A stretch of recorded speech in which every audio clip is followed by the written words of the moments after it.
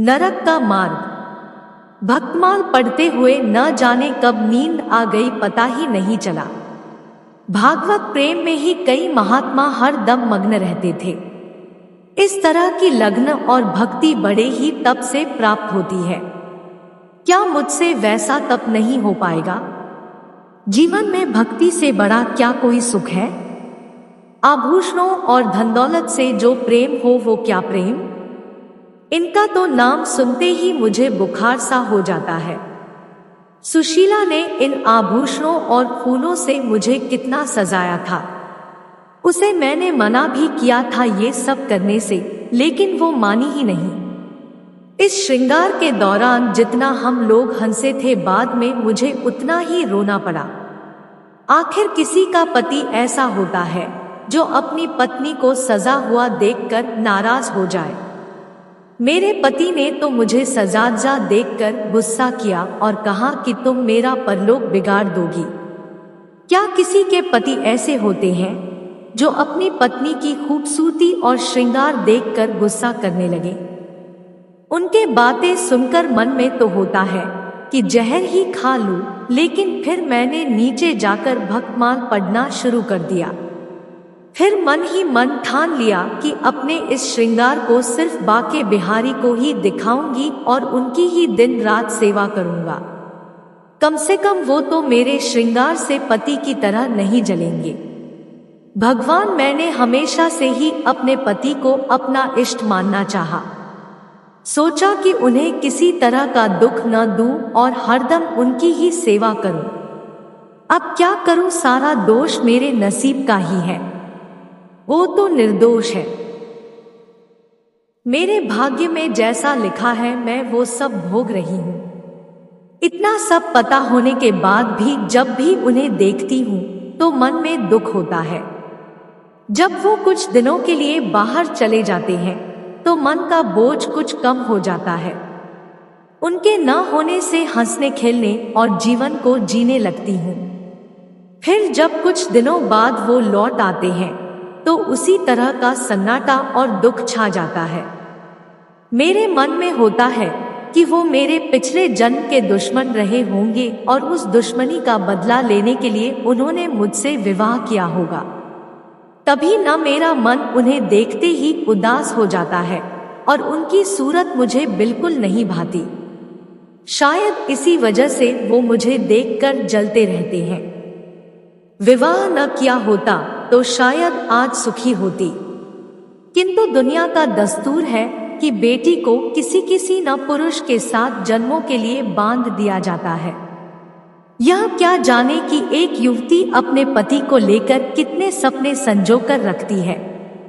उसके लिए उसका पति कितना खास होता है, लेकिन यहाँ सब उल्टा है। इन्हें देखते ही मेरे सीने में जलन सी होने लगती है। कभी इन्हें देखकर आंखों को वो शीतलता नहीं मिली जो पति को देखकर एक युवती को मिलनी चाहिए। उधर सुशीला को देखती हूँ तो दुख और बढ़ जाता है। वो हमेशा हंसती मुस्कुराती है, कभी अपनी गरीबी का रोना नहीं रोती। न उसके पास कपड़े अच्छे हैं और न ही गहने। मकान भी छोटा सा है। मन में होता है कि काश मैं अपना धन देकर उसकी परेशानियां ले लेती। फिर होता है कि उसका पति ही उसका सबसे बड़ा धन है। उसी से सुशीला को पूरी दुनिया का सुख मिल जाता होगा। सालों से इस सवाल को मन में दफन करने के बाद होते होते एक दिन मुझसे रहा न गया। आखिर मैंने अपने पति से यह सवाल कर ही लिया कि आपने मुझसे शादी क्यों की थी। इस सवाल को सुनते ही मेरे पति ने मुंह बना लिया। वो चिते हुए बोले, अपना घर परिवार संभालने के लिए, और क्या, भोग के लिए नहीं। इतना सुनते ही मैंने पूछा, क्या मैं सिर्फ इस घर का ख्याल रखने के लिए हूं? उन्होंने कोई जवाब नहीं दिया। फिर मेरे मन में हुआ कि पहले इस घर का सारा सामान जहां था पड़ा रहता था। नौकर सब पूरा पैसा बर्बाद करते थे। अब मैं आ गई हूं तो इन सब का ख्याल रखना ही मेरा धर्म है और मुझे यह सोचकर खुश होना चाहिए कि इतनी संपत्ति मेरे पास है। पहले मैं पूरे घर का ख्याल इनके बिना कहे रखती थी, लेकिन अब कुछ नहीं करूंगी। ऐसे घर की किसी भी वस्तु को मैं आगे से हाथ नहीं लगाऊंगी। लेकिन कोई पुरुष विवाह सिर्फ घर संभालने के लिए थोड़ी करता है। उन्होंने जरूर ये जवाब मुझे गुस्से में चिढ़कर दिया है। वैसे सुशीला ठीक ही कहती थी कि एक घर महिला के बिना अधूरा होता है, ठीक उसी तरह से जैसे एक पिंजरा बिना किसी चिड़िया के खाली लगता है। मैं समझ नहीं पाती हूँ कि आखिर इन्हें मुझ पर इतना संदेह क्यों होता है। मैं किसी से बात तक नहीं करती और न ही कहीं बाहर आती जाती हूँ। ऐसे में शक करने की कोई वजह भी नहीं है। क्या इन्हें समझ नहीं आता कि मैं घर की इज्जत और मान मर्यादा के बारे में सब कुछ समझती हूँ। किसी भी तरह की गलत हरकत करने की तो दूर, मैं उसके बारे में सोच भी नहीं सकती हूँ। कभी कभी मुझे लगता है कि आधे से ज्यादा उम्र निकल जाने पर विवाह करने वाले बुजुर्ग लोगों का यही हाल होता होगा। बेवजह ही अपनी पत्नी पर शक करते होंगे। सुशीला के बहुत बार कहने पर आज मैं उसके साथ ठाकुर जी की झांकी के दर्शन करने के लिए जाने वाली थी। मैं अपने बाल संवार ही रही थी कि तभी मेरे पति कहीं से आ गए। उन्होंने मुझे देखते ही पूछा, किधर जाने की तैयारी हो रही है? मैंने जवाब में कहा कि ठाकुर जी की झांकी आज निकल रही है, उसी को देखने के लिए सुशीला के साथ जाना है। इतना सुनते ही वो गुस्से में बोले कि तुम्हें कहीं जाने की जरूरत नहीं है। अपने पति की जिससे सेवा नहीं हो सकती है, उसे भगवान के दर्शन से भी कोई लाभ नहीं मिलता है। उन्होंने कहा कि मैं जानता हूँ महिलाओं को अच्छे से। उनकी यह बात सुनते ही मुझे बहुत बुरा लगा। गुस्से में मैंने कपड़े बदल लिए और चुपचाप बैठ गई। मन में हुआ कि उसी वक्त घर छोड़कर चली जाऊं। फिर देखती हूँ कि कैसे रोकते हैं, लेकिन पता नहीं क्या हुआ कि जा नहीं पाई। इनके मन में हमेशा ये होता है कि मुझे हरदम खुश रहना चाहिए, क्योंकि मैं इतने बड़े घर और दौलत की मालकिन हूँ। मुझे हरदम इनका गुणगान करना चाहिए, लेकिन यह समझते नहीं है कि धन दौलत ही सब कुछ नहीं होता है। अब ये 3 दिन से बीमार है। उन्हें निमोनिया हो गया है और कितने दिनों से यह करहा रही हैं, लेकिन मैं इन्हें एक बार भी देखने नहीं गई। सभी घर में मौजूद नौकर उनका ख्याल रख रहे थे, लेकिन मेरे दिल में किसी तरह की करुणा इनके लिए नहीं आई।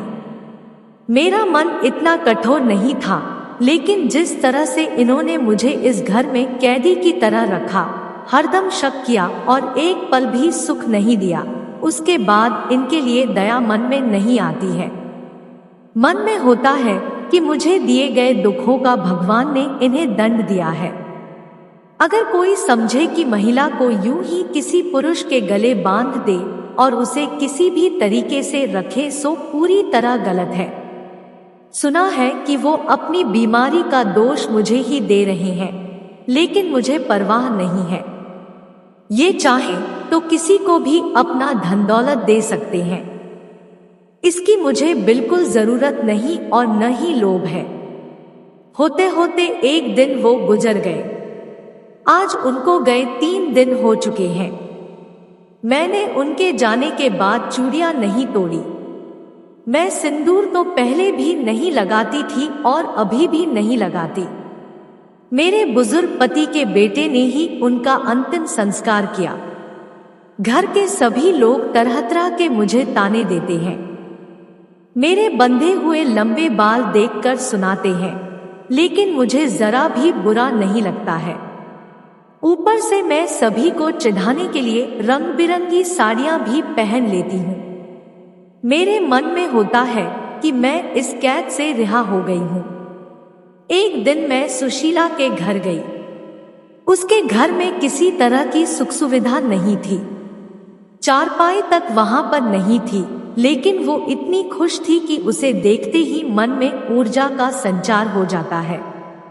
इन लोगों को गरीब और नीच कैसे समझें जो हरदम मुस्कुराते रहते हैं और प्रेम भरी बातें करते हैं। भले ही यह आनंद पल भर का था, लेकिन इससे जीवन सफल सा लगता है। फिर एक दिन मैंने सुशीला से पूछा कि अगर तुम्हारे पति किसी दिन परदेश नौकरी के लिए चले गए तो क्या तुम उनकी याद में रो रो कर अपनी जान दे दोगी। सुशीला जवाब में बोली, नहीं, जान तो नहीं दूंगी, लेकिन उनकी याद से हरदम मन आनंदित होता रहेगा। भले ही वो सालों परदेश में रह ले, लेकिन उनकी याद हमेशा ही मुझे खुशी देती रहेगी। मैंने भी कहा कि सुशीला, मुझे भी ऐसी ही खुशी चाहिए जिसके आनंद में हमेशा मैं झूमती और गाती रहूं। ऐसा आनंद जो कभी कम ही ना हो। मन आजकल काफी परेशान और चंचल था। होता था कि कहीं एकदम उड़ जाऊं। भक्ति के ग्रंथों को पढ़ने का भी मन न था और न ही बाहर कहीं सैर करने का। ऐसा लगता था कि मन को पता ही नहीं उसे क्या चाहिए, लेकिन मेरे दिल में अपने पुराने दुख ही चल रहे थे। अब मुझे किसी की भी निंदा से फर्क नहीं पड़ता था। दिमाग में यह बात भी उठ रही थी कि मेरे माता पिता ने पैसों के लोभ में बूढ़े से विवाह करवा दिया और उसने भी सिर्फ अपनी जिद पूरी करने के लिए मेरी मांग में सिंदूर डाला, लेकिन जिंदगी भर शक ही करता रहा। एक दिन घर के सभी लोग सो रहे थे। कमरे में मेरा दम घुट रहा था, इसलिए मैं दौड़कर उस घर से बाहर की ओर भाग गई। तभी मुझे एक बुढ़िया दिखी। मेरे मन में हुआ कि कहीं वो कोई चुड़ैल न हो। तभी बुढ़िया ने कहा कि किसका रास्ता देख रही हो। मैंने जवाब में कहा, मरने की राह देख रही हूँ।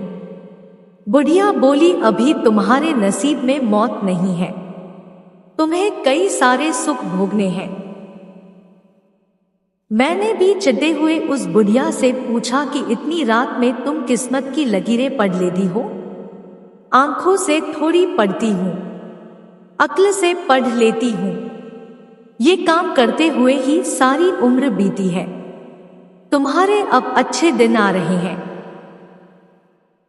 मैं बस यही चाहती हूँ, जिसकी जो मनोकामना हो वो उसे मिल जाए, जवाब देते हुए बुढ़िया ने कहा।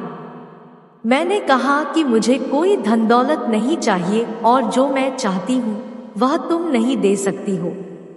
तब बुढ़िया ने कहा, मैं जानती हूँ तुम्हें जीवन में सिर्फ प्रेम चाहिए और मैं यह तुम्हें दिला सकती हूँ। मैं तुम्हें प्यार की नाव में बैठा सकती हूँ। उस अम्मा की बातें सुनकर मुझे लगा जैसे कि वो स्वर्ग से मेरी मदद करने के लिए आई हो। मैंने पूछा, अम्मा तुम्हारा घर कहाँ है? उसने कहा कि पास में ही है बेटा। मैं उस अम्मा के पीछे पीछे चलने लगी।